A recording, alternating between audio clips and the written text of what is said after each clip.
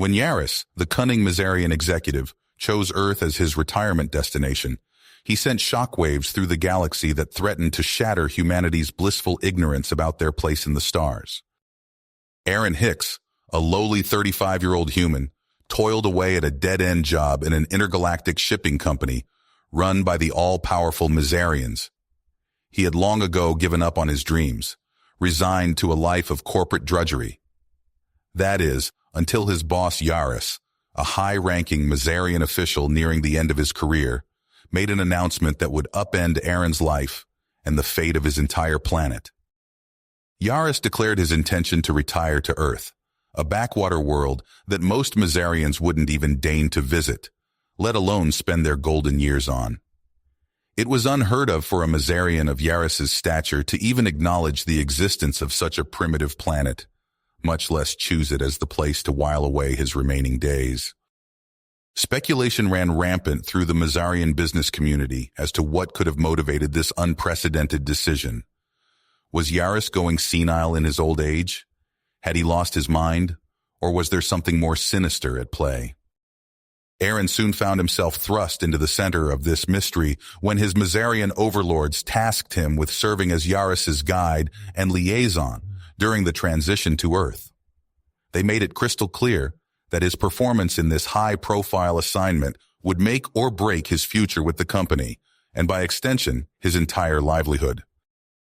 As Aaron scrambled to make preparations for Yaris's arrival, he stumbled across unsettling whispers of a secret Mazarian plot to exploit Earth and its people. Were they planning to establish a strategic outpost for their sprawling galactic empire, right under humanity's nose? Could Yaris's retirement be nothing more than a smokescreen to mask a far more sinister agenda? The stakes couldn't be higher for Aaron, as he grappled with the dilemma of whether to obey his Mazarian masters and protect his own piddly career prospects, or risk everything to uncover the truth and defend Earth from the looming alien threat. Meanwhile, Yaris arrived on Earth and promptly caused a stir with his presence. The global intelligence community was already on high alert, well aware of the Mazarians' designs on their planet. They watched Yaris's every move, trying to decipher his true intentions. In a secret bunker deep underground, top human officials engaged in heated debate about how to deal with this unprecedented alien arrival on their turf. Some argued for detaining and interrogating Yaris, convinced he was the vanguard of an imminent invasion. Others proposed attempting to turn him, to convince him to defect and spill the secrets of the Mazarian Empire. For Aaron Hicks, unassuming shipping company lackey, this was all so far above his pay grade. Yet here he was, responsible for the fate of his alien boss, and perhaps the entire future of Earth itself, as he embarked on the most dangerous and consequential mission of his life, to unravel the true purpose behind Yaris's presence, and save humanity from whatever the Mazarians had planned. The clock was ticking, the survival of the human race hung in the balance, and Aaron was the only one standing between his species and the gaping maw of galactic domination. Earth's reckoning with the stars had come, and this corporate nobody was about to be thrown into the fire, the future of his planet resting squarely on his shoulders. As Aaron dug deeper into Yaris's affairs, a sinking feeling settled in his gut. Late nights spent poring over encrypted files and chasing down leads painted a disturbing picture. The Mazarians had their tentacles in everything: governments, mega-corporations, media empires. For decades, they'd been subtly steering Earth's course, gradually eroding its autonomy. Bank statements showed billions funneled to key decision-makers. Intercepted communications revealed a vast network of puppet politicians and business titans, all dancing to the Mazarian tune. The final piece clicked into place when Aaron uncovered Yaris' true role.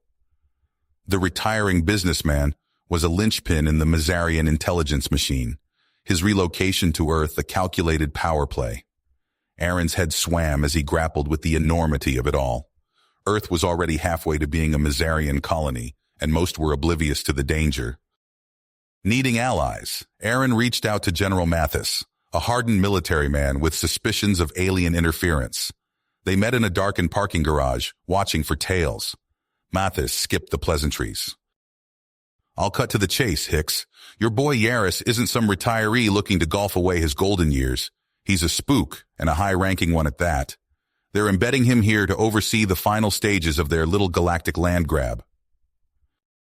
Aaron's throat went dry. He laid out his own findings, watching Mathis' face harden with each revelation. The general shook his head grimly.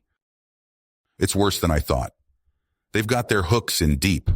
Media, finance, tech, politics, nowhere is untouched. We're standing at ground zero of a hostile takeover, and most of the world doesn't even know it. Even as they spoke, Yaris was settling into his new Terran abode. The sprawling estate hummed with activity as a small army of Mazarian muscle oversaw the unloading of sleek cargo containers. Yaris stood on the balcony, violet eyes surveying his new domain. Already invitations were going out to hand-picked human elites, politicians, CEOs, influential voices. Promise them the galaxy, and they'll sell their species for a song. Yaris allowed himself a tight smile. The seeds he would plant at tonight's gala would soon bear poisonous fruit. Aaron and Mathis knew they had to move fast. Yaris's soiree presented a rare chance to infiltrate his inner sanctum and secure hard evidence of Mazarian machinations. It was a high-stakes endeavor, but the alternative, watching helplessly as humanity was subjugated, was unthinkable. As they finalized their plan, Aaron couldn't shake the feeling that he was standing on a precipice. Every instinct screamed at him to run, to cower, to stay in his lane. But looking out over the city he called home, he knew inaction wasn't an option. How would he face his family, his fellow humans, if he shrank from this challenge? When the Mazarian fleet darkened Earth's skies and its armies marched across the soil, could he say he did all he could to stop it? No, not without a fight. Steeling himself, Aaron prepared for the most important mission of his life. Success would mean the salvation of his species. Failure. He couldn't let himself consider it. As night fell, Aaron and a hand-picked team of human operatives breached the perimeter of Yaris's compound. Belly crawling through manicured gardens, they made their approach. Security was tight, but Mathis's insider had provided access codes and patrol routes. Breath misting in the chill air, they stacked up outside a service entrance. Aaron's heart pounded as he swiped a stolen keycard and waited for the soft beep of acceptance.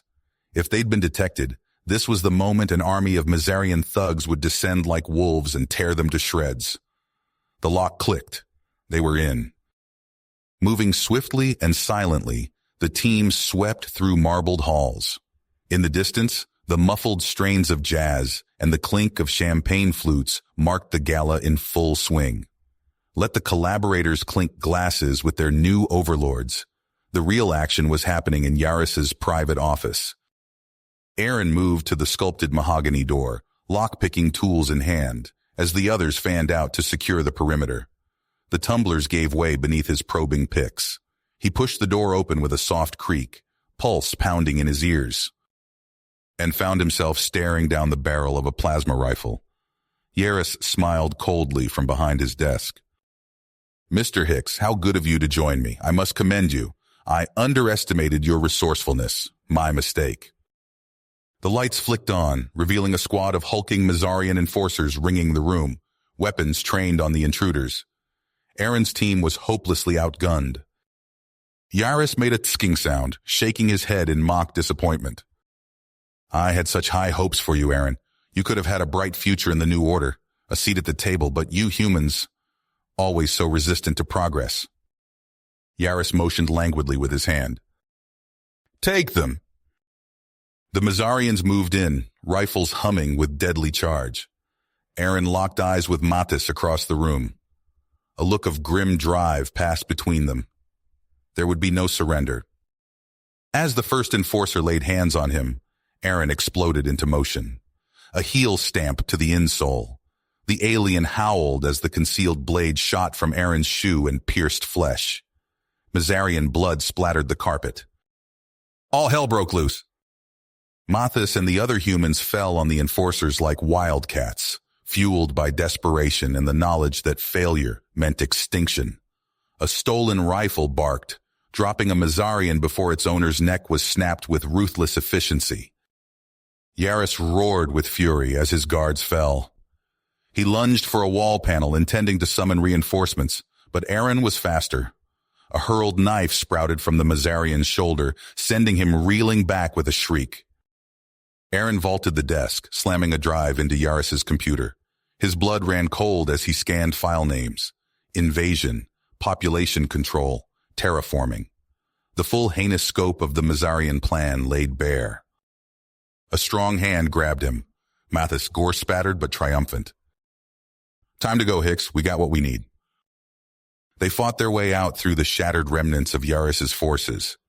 Klaxons wailed as they fled into the night, the proof of Mazarian perfidy clutched tight. In the days that followed, Aaron and Mathis used every channel and contact to disseminate the ugly truth. The media firestorm was immediate and unforgiving. Duped collaborators rushed to distance themselves. Panicked governments scrambled to root out Mazarian influence. The grand conspiracy unraveled like cheap cloth. Yaris and his cohort fled off-world, knowing their plans on Earth were dashed. But Aaron knew it was only the beginning. The Mazarians would find other worlds to corrupt, other species to exploit. Rising to address the United Nations, Aaron's voice rang with steely conviction. "This is not our first fight against the darkness, nor will it be our last. But as long as we stand together, as long as we refuse to trade freedom for false promises, we will endure, we will fight, and we will win." As a watching world cheered, Aaron felt the weight of the future settle on his shoulders. For now, Earth was free. But eternal vigilance would be the price of that liberty, and Aaron would gladly pay it. Aaron's victory against Yaris was short-lived. As he dug deeper into the shipping company's records, a chilling realization dawned on him. The Mazarian infiltration ran far deeper than anyone had imagined. "General Mathis, you need to see this," Aaron said, pushing a stack of documents across the desk. Mathis picked up the papers, his brow furrowing as he scanned the contents. "Good God," he muttered. "They're everywhere." Over the next few weeks, Aaron and Mathis worked tirelessly to root out Mazarian operatives. They coordinated with elite military units, launching precision strikes against alien strongholds hidden in plain sight. During one such raid on a Mazarian safe house, Aaron crouched behind a burned-out car, pulse pounding as bullets whizzed overhead. Mathis's voice crackled over the comm. "Team Alpha, move in! Bravo! Provide covering fire!" Aaron vaulted over the car, sprinting towards the building. A Mazarian emerged from a window, plasma rifle glowing. Aaron dropped and rolled, feeling the heat of the blast singe his hair. He came up firing, his own weapon barking twice. The alien fell. Inside, the team methodically cleared rooms, capturing high-ranking Mazarians and seizing valuable intel.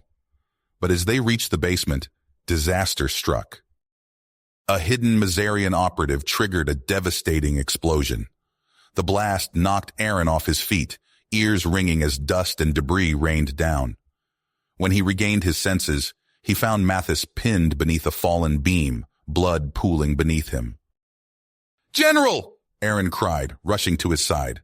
He strained to lift the beam, muscles screaming with effort. Mathis coughed weakly, blood flecking his lips. "Leave it, son, I'm done for." "No, I can get you out." Mathis gripped Aaron's arm with surprising strength. "Listen to me. There's more at stake here than you know. Find—" He gasped, struggling to speak. "Find the Guardians. Coordinates in my left boot." With a final rattling breath, Mathis went still. Aaron bowed his head, allowing himself a moment of grief before retrieving the coordinates. In the days that followed, Aaron embarked on a perilous journey. He dodged Mazarian patrols and navigated treacherous terrain, following Mathis' final clue. Finally, deep in a remote mountain range, he discovered a hidden entrance. Aaron entered cautiously, finding himself in a vast underground complex. Suddenly, figures melted out of the shadows surrounding him. A tall, austere woman stepped forward. "Welcome, Aaron Hicks," she said. "We are the Guardians of Earth, and you have much to learn." Over the next months, Aaron trained relentlessly with the Guardians. He learned to harness latent psychic abilities, mastered ancient combat techniques, and discovered shocking truths about humanity's place in the cosmos. "The Mazarians are but pawns," his mentor explained one day. "Foot soldiers for a malevolent force that seeks to subjugate all free worlds. Earth is a key battleground in this war." Even as Aaron trained, the situation on the surface deteriorated. Mazarian attacks intensified, targeting major cities. Governments floundered, unsure whether to fight or capitulate. In this chaos, a new Mazarian leader emerged. Tarvin, a brilliant tactician, rallied the alien forces. Under his command, the invasion gained new momentum. Aaron knew they had to act. In a strategy session with Guardian leadership, he proposed a daring plan. "We infiltrate their mothership," he said, pointing to schematics on a holographic display. "Take control of its systems and turn their own firepower against them." The plan was audacious, perhaps suicidal, but it was their best hope. Days later, Aaron led a strike team towards the looming bulk of the Mazarian mothership. They used Guardian technology to breach the outer defenses, and soon found themselves in the belly of the beast. Alarms blared as they fought their way through winding corridors. Mazarian soldiers swarmed from every direction. Aaron's enhanced abilities were pushed to the limit as he dodged energy blasts and engaged in brutal hand-to-hand combat. "We're nearing the command nexus," Aaron shouted over the din of battle. "Push forward." As they approached their goal, resistance intensified. Aaron knew the fate of Earth hung in the balance as they fought their way towards the heart of the Mazarian war machine. Aaron's boots pounded the metal deck as he led the charge towards the command nexus. Plasma bolts sizzled past, scorching the walls. His team moved with practiced precision, laying down suppressing fire as they advanced. "Jenkins on your 6!" Aaron shouted. Jenkins spun, dropping 2 Mazarian shock troops with pinpoint shots. The air filled with acrid smoke and the screams of the wounded. Aaron's heart clenched as he saw Rodriguez fall, a smoking hole in his chest. No time to mourn. They had to press on. Finally, they reached the Nexus doors. "Breaching charges!" Aaron called. The thunderous explosion sent shrapnel flying. They stormed in, weapons blazing. Tarvin stood at the center, surrounded by his elite guard.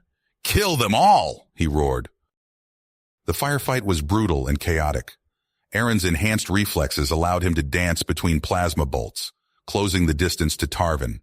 They clashed in a flurry of strikes, Aaron's Guardian training evident in every move. A vicious kick sent Tarvin sprawling. Aaron stood over him, weapon trained on his head, but he held back, remembering his mission. "Stand down," he growled. "You're coming with us." Slow clapping echoed through the chamber. Aaron whirled to see Yaris step from the shadows, a cruel smile on his face. "Well done, Mr. Hicks. You've played your part perfectly." Yaris's form began to shift, growing larger, more monstrous. Dark energy crackled around him. "You fool," he hissed. "This was all part of my plan." With a gesture, Yaris froze Aaron's team in place. They cried out in pain as an eerie glow enveloped them. Aaron watched in horror as his comrades began to wither before his eyes. "No!" Aaron's mentor gasped, fighting against Yaris's power. "Aaron, the weapon! Stonehenge!" With those final words, he crumpled to the ground. Rage and desperation fueled Aaron. He broke free of Yaris' hold, sprinting for the ship's control console. Alarms blared as he initiated an overload sequence. "What are you doing?" Yaris shrieked. Aaron grabbed the semi-conscious Tarvin, dragging him towards an escape pod.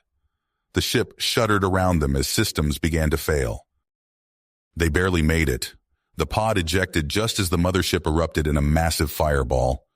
The shockwave sent them tumbling end over end, hurtling towards Earth's surface. The impact was jarring. Aaron pulled himself from the wreckage, surveying the wilderness around them. Tarvin groaned nearby. In the distance, a pillar of smoke marked where the mothership had crashed. Aaron knew Yaris had survived. He could feel the malevolent presence searching for him. With relentless drive, Aaron hauled Tarvin to his feet. "Move," he ordered. "We've got a long way to go." They set off through the alien-occupied landscape, Aaron's mind racing. Stonehenge. The key to humanity's salvation lay hidden there. But first, they had to survive the perilous journey ahead. Aaron's lungs burned as he and Tarvin sprinted through the dense forest. Branches whipped their faces, leaving stinging cuts. Behind them, the acrid stench of burning wreckage from the Mazarian mothership filled the air. "Down!" Aaron hissed, yanking Tarvin to the ground. They pressed their bodies into the damp earth as a Mazarian patrol craft buzzed overhead, searchlights sweeping the canopy. Aaron's heart pounded in his ears as he counted the seconds, praying they hadn't been spotted.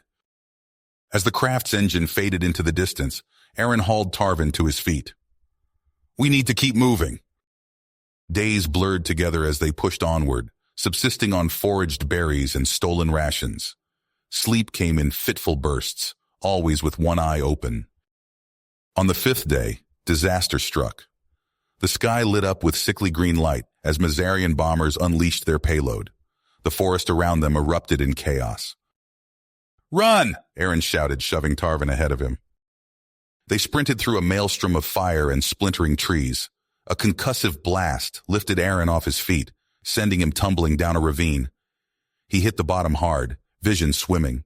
Tarvin's face appeared above him, reaching down to pull him up. "We're close," Aaron gasped, consulting the coordinates burned into his memory. "Just over that ridge." As they crested the hill, Aaron felt a tingling sensation wash over him. The air shimmered with an otherworldly energy. Before them stood a sheer mountain face, unmarred by any visible entrance. Aaron placed his hand on the rock, feeling a pulse of energy. Ancient glyphs flared to life, carving a doorway into the stone. "What is this place?" Tarvin asked, voice hushed with awe. "Our last hope," Aaron replied, stepping into the darkness. Torches flared to life as they entered a vast chamber. At its center stood an altar, upon which rested a crystalline shard that pulsed with inner light. As Aaron approached, spectral figures materialized, guardians clad in the armor of long-dead civilizations. They brandished ethereal weapons, their hollow voices echoing, "Prove your worth or perish." Aaron and Tarvin fought back-to-back, trading blows with the relentless guardians. Steel clashed against ghostly blades as they battled through trial after trial. Bloodied and exhausted, they finally reached the altar. As Aaron's fingers closed around the shard, raw power surged through him. Every nerve ending crackled with primordial energy. The moment of triumph was short-lived. The temple walls exploded inward as a monstrous figure burst through. Yaris had found them. Gone was any pretense of humanity. Yaris towered over them, a nightmarish fusion of Mazarian and human flesh. Tentacles writhed from a malformed torso, and multiple mouths gnashed with razor-sharp teeth.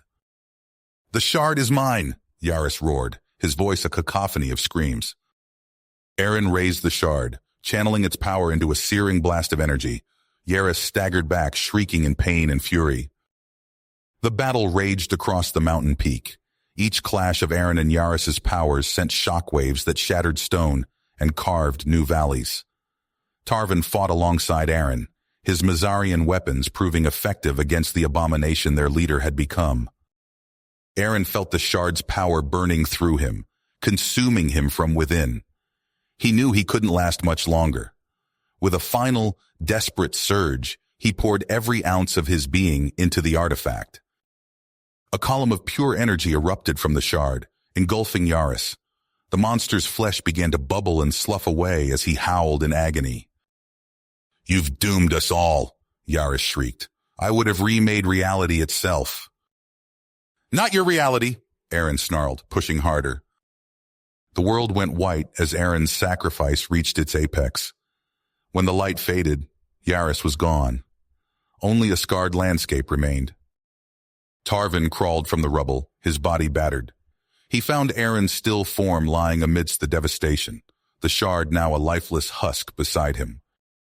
Kneeling beside his fallen enemy turned ally, Tarvin placed a hand on Aaron's chest.